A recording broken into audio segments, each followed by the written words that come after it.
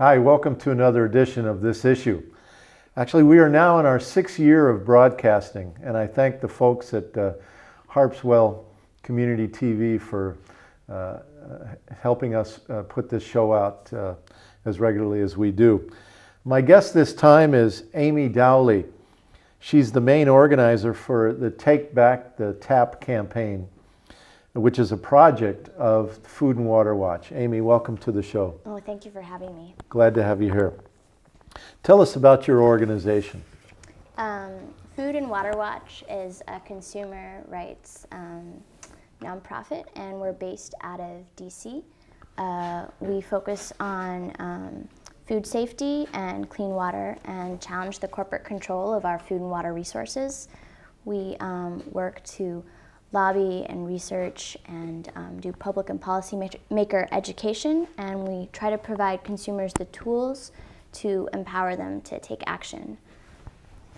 And then again about the campaign in Maine. Tell us about that too, and how it fits into this larger national organization. Take Back the Tap is our national campaign on water, and we're working to promote funding for public water systems to ensure that there's universal access to safe, affordable water in the United States. So that's part of Food and Water Watch's mission to promote water as a public resource versus a private resource, and water as a human right internationally. And where are you from in Maine? I'm from down east. I was born and raised in Roque Bluffs, which is a little community outside Machias. Uh-huh. And then how did you end up, now you're in Portland, correct? Well, I mean, that's a whirlwind. I went to college outside the state, and then I was working for Food and Water Watch in the DC office where the main headquarters is, and I wanted to come back to Maine and work with Mainers, and Portland is a great place to be. There's a lot of young energy, and it seemed like a good choice. All right, well, we're glad to have you back then. Thank you. Why should we be concerned about the global water crisis here in this state? A lot of people in Maine would say, well, you know, we have a lot of water in Maine. We don't have a water shortage here like some other states in the southeast and other parts of, or the southwest, other parts of the country. Why is it an issue here? Well, I think it's important to think of the water crisis globally first. We have a rising population and a finite amount of water, and so we're going to have increasingly short amounts of water, a limited supply of water for the number of people in the world, and at the same time that water is becoming polluted, diverted, and drained at an increasing rate, which is challenging people's access to safe drinking water, and we're seeing that in 5 million people that die every year of waterborne disease, and about more than a billion people that are suffering without access to safe drinking water. A billion people? Mm-hmm, more than a billion people. So, and at the same time, with this limited supply of water, it's becoming an attractive profit. A new industry is growing, and so the water industry is actually the 3rd largest industry in the world right now, and putting water in private hands for profit versus having it accessible to people who really need it for safe drinking and for uses of other economic industries, etc. And while in Maine we're not concerned with a shortage of water, we're dealing with private hands taking over water, and who controls water is really going to be an issue.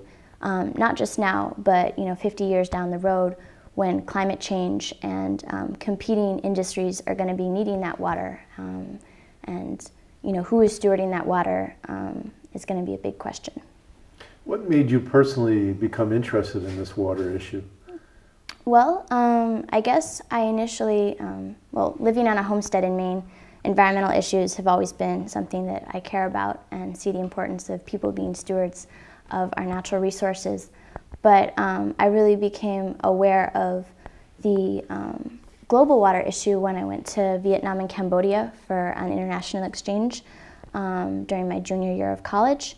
And Vietnam and Cambodia are countries that are rich in surface water, and it provides them this ample supply for agriculture, et cetera, and yet it's polluted. And so most people, in rural areas, there's a shortage of clean drinking water, and it's affecting people's livelihoods, and it's hurting children.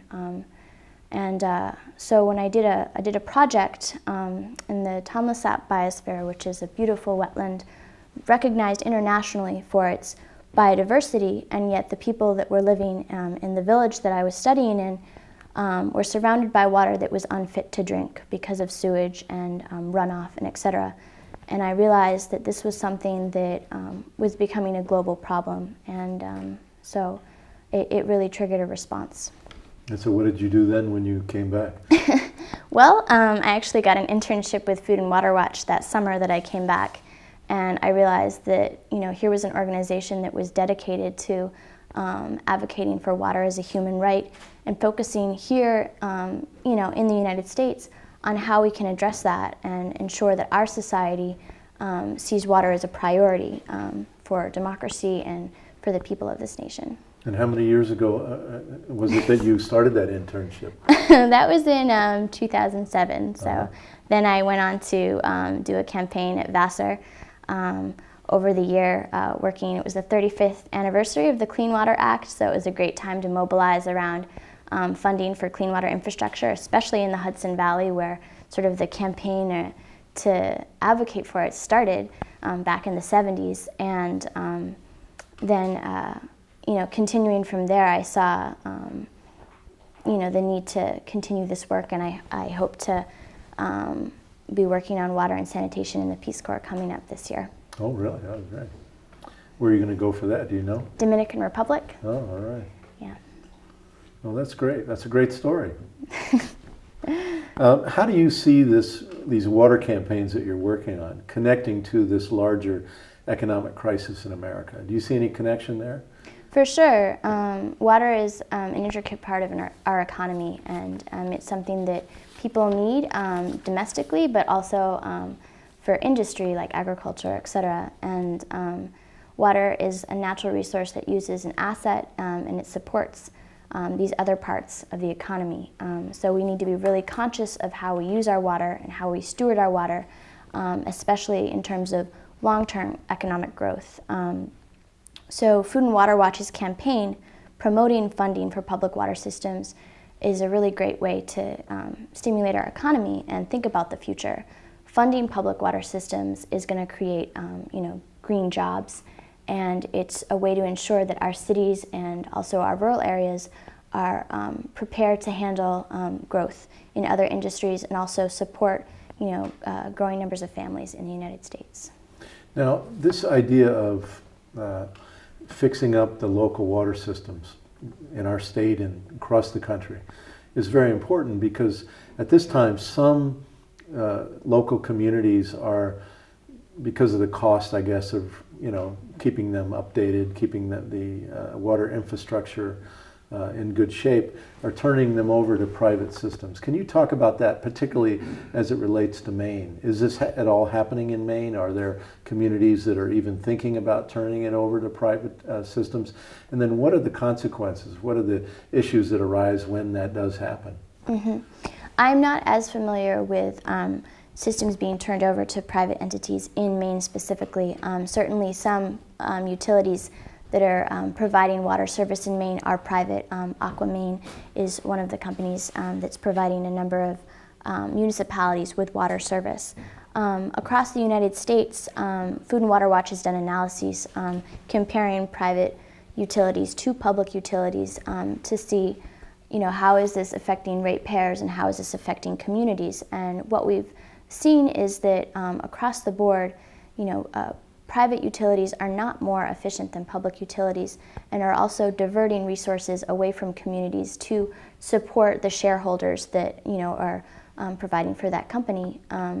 You'll see that rates go up as much as 80% in some cases when a public utility is turned over to a private utility, and the customer service frequently goes down.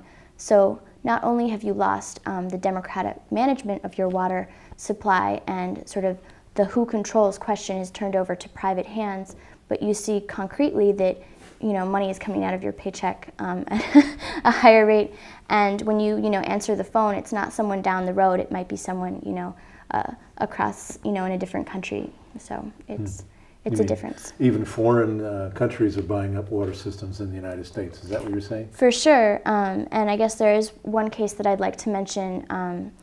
RWE is a German conglomerate that supplies water internationally, and I guess it was in the 2000s, water, sort of the water industry, looked really promising in the United States. 85% of our utilities are public, so that leaves a big opportunity for growth in the industry. And so it was, 6 days after 9/11, RWE made an announcement that they were going to come in and sort of support America in this time of crisis, and they saw that there was a great opportunity for growth in the industry. And so they moved in to try to supply water in a number of places in the country. And inevitably, 4 years later, after a horrible run, poor profit margins, etc., they decided that they were going to leave the United States after they had made all these promises about how they were concerned about the environment and supporting communities and being there for communities who needed great water service. And and I guess they weren't even able to sell it after 4 years because the profit margin in selling it was not going to be what their shareholders wanted, so they had to wait another couple years to sell it. But it's just an unfortunate turn of events that was, not just bad for RWE, but horrible for the communities who really needed good water. Yeah. And in Maine, what are the campaigns that you're working on now exactly? Can you describe some of the issues that are happening right here around water in Maine? For sure.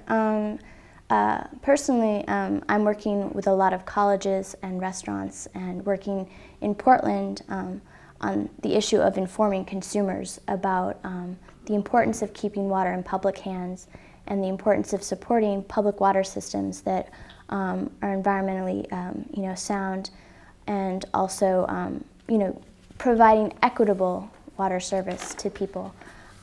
It's something that a lot of college students might not be thinking about because we've been it's not been a priority in our country, I guess, for the last couple years, or not couple years, since the 90s, I guess.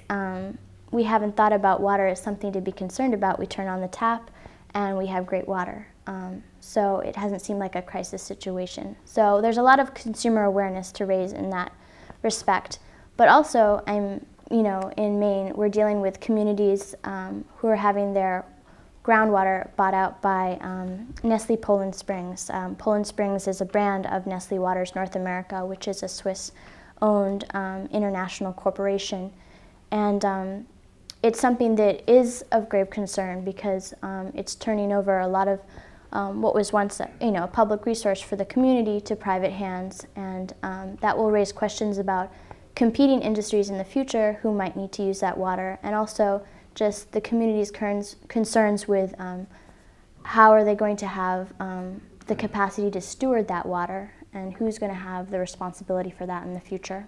Which towns in Maine have been having these local fights most recently? Well, certainly in Wells, currently they're working to protect water. Wells, Kennebunkport had some issues in this last summer when the water district was thinking of selling water to Nestle Poland Springs. And then Shapley and Newfield recently have enacted ordinances to protect their watersheds or their groundwater sources from water mining. Is there any legislation in Augusta right now that has any impact on any of these water issues that people should know about? Certainly, there are a number of bills that are being proposed currently, and I would urge anyone to, talk to their legislators about those groundwater bills that are up. There are a number that would look at, one of them, Herb Adams is proposing, would connect the freshwater policies that we have in the state to groundwater policies so they were the same. Which is scientifically sound. It is one hydrologic cycle, and currently groundwater is regulated under a more antiquated common law based on property rights versus the way that we manage our freshwater resources. What's your sense of the state legislature? Is it you think in sync with these issues as you see them from your organization's standpoint, or are they more looking at them in sympathy of the corporate entities that want to take control of the water in Maine? Well, I certainly think that our legislators are definitely receptive to communities and their constituents, but I think that there's certainly a lot of education that needs to happen. And the more that we communicate to our legislators that groundwater is a concern, and the future of water in Maine is a concern to us as as citizens, as consumers, and community members, the more I think that we'll be able to transform a culture of profit for now to thinking about the future. That's really what it's about, isn't it? Like healthcare, we talk about healthcare and we say healthcare is a human right. It shouldn't be about, we shouldn't have a system that looks at healthcare as a profit-making system. Well, it's the same with water, isn't it? Water is, the basic element of life, and that our access to water should be a sacred right, and it shouldn't be privatized and profitized, right? For sure. I mean, that's a perfect analogy. And water and health are so intricately connected as well, and that's what we're seeing globally with waterborne disease being, one of the #1 killers among children.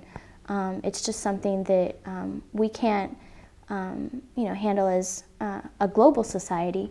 And, we're also now seeing the impact, economically. So. Yeah. Well, I want to share just one story that I think kind of illuminates all of this. The soft drink giant Pepsi, just a couple of years ago, was caught with their company Aquafina bottled water. Come to find out that their bottled water was just tap water being put into the bottles. Here's this big, huge corporation, Pepsi-Cola, putting tap water into their bottles, selling it, for good money, I'm sure. So they got busted for that. But it brings up the whole issue of plastic bottles. Come to find out, there's an estimated 60 million plastic water bottles thrown away every single day. 60 million bottles, most of which are not recycled. Most states in America don't have the bottle return bill that we have here in Maine, for example. The Pacific Institute has estimated that 20 million barrels of oil are used each year to make the plastic for water bottles. So here we come back to the oil issue and corporate access to oil, war for oil in order to make things like plastic bottles. And then at the same time, Aquafina, that was putting water from the tap into these bottles, their bottled water was 7,000 times more expensive than the basic tap water itself. So just incredible thievery. Would you comment on any of those points, please? For sure. A large part of the Take Back the Tap campaign, beyond promoting federal funding for public water systems, is this consumer education. And we try to bust the myths propagated by the bottled water industry. For the last 20 years, the bottled water industry has been marketing the myth that their water is better quality and a better standard than tap water, and scaring people about their tap water. And it's just not true. So one of the things that we're doing with our campaign is urging consumers to realize that tap water is better for their health, the environment, and their pocketbook. 40% of bottled water is actually tap water, so it's not astonishing that Aquafina came out to say that their water was tap water. Then there are some waters that are not tap water, that they're spring water, but the way that spring water versus groundwater versus wet water, these terms might make them seem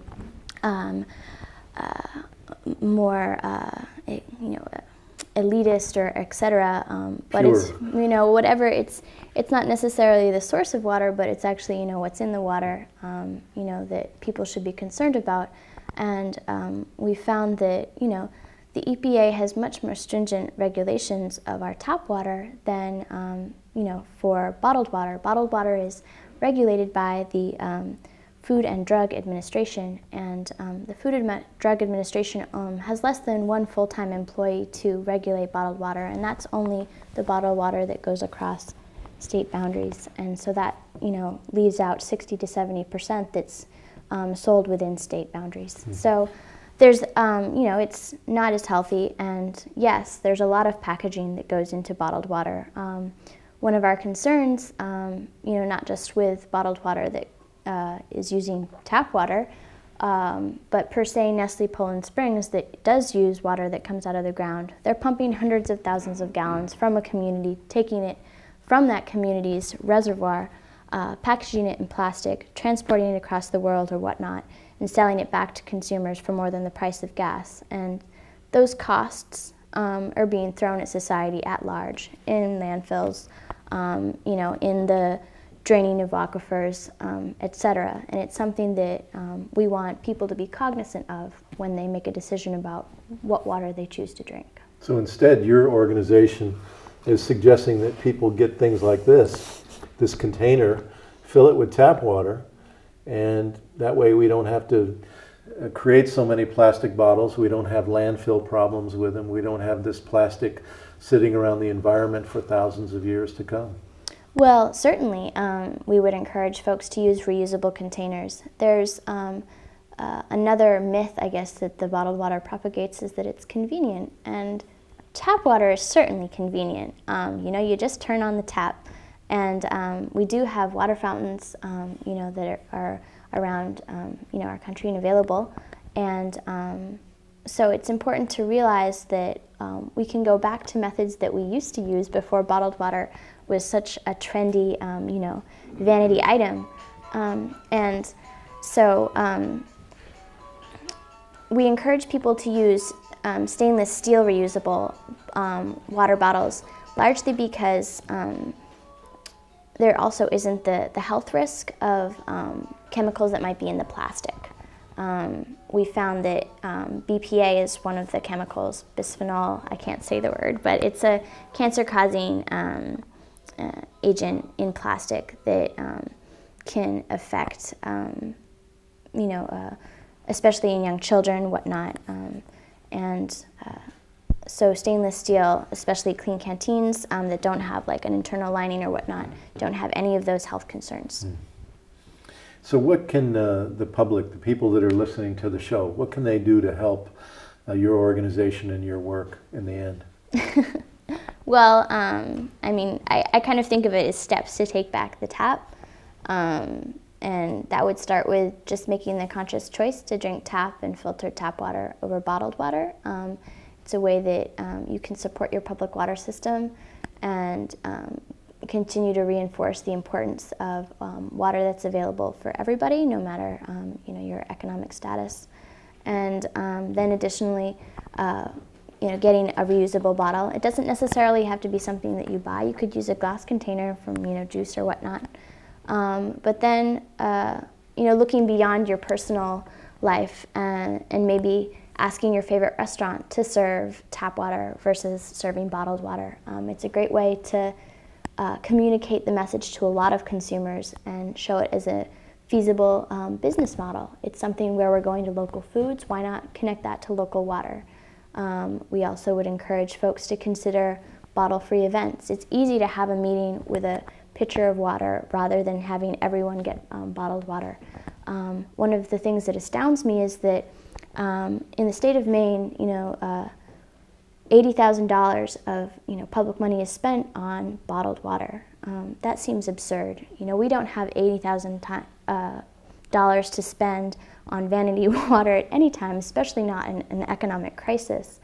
And you know, just by choosing to have pitchers available at meetings, to have coolers available, you know, there's lots of creative ways that you can provide easy access to water. And then also just supporting your local community and ensuring that, when a private corporation comes to town, that they're not going to, buy up your water. There's ways to promote public referendums that would sort of ensure that water resources stay public, and then also to per se write to your legislature or whatnot, and encourage them to see the importance of funding and putting resources into public water. I know there's been an effort to try to get the governor's office to stop using bottled water. And, it's a small statement, but I think an important statement, as you say, to show the people of the state that from the highest level that we're making this change. What is your organization's website? www.foodandwaterwatch.org. Foodandwaterwatch.org. Mm-hmm. Oh, very good. Well, Amy, we just have about 2 minutes left. Do you want to just make a closing comment, something that you think you'd like to leave the listeners with? Sure. I guess I'd just like to say that Take Back the Tap is mobilizing an army of water activists across the country in support of public water systems. And it's something that our leaders aren't going to come to terms with the fact that water is important on their own. It demands that we as consumers and we as citizens and we as community members stand up for water and realize that water is not going to be a human right if we don't protect it and if we don't fund public water systems. So it creates, we need a movement, and we need everyone to be in support of it and to be taking action immediately. Well, very good. Well, I'm sure that with you and others out there working, it's going to grow and grow in people's consciousness, and I really think that that's happening now. But thank you for coming on the show. Thank you. I Good luck appreciate to you. here. And thank you all for watching another edition of This Issue. Until next time, good luck to you all, and please get organized.